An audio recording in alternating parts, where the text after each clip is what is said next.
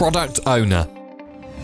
As a product owner, I am the lead user of the system, with a solid understanding of users, the marketplace, the competition, and of future trends for the domain or type of system being developed.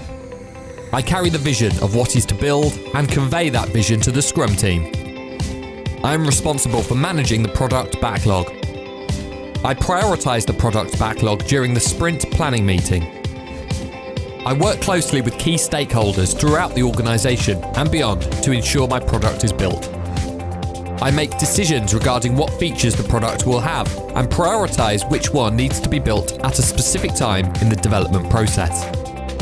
Product backlog here simply means a list of all things that needs to be done within the project.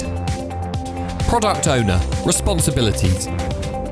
I generate and manage the list of work to be completed by the development team.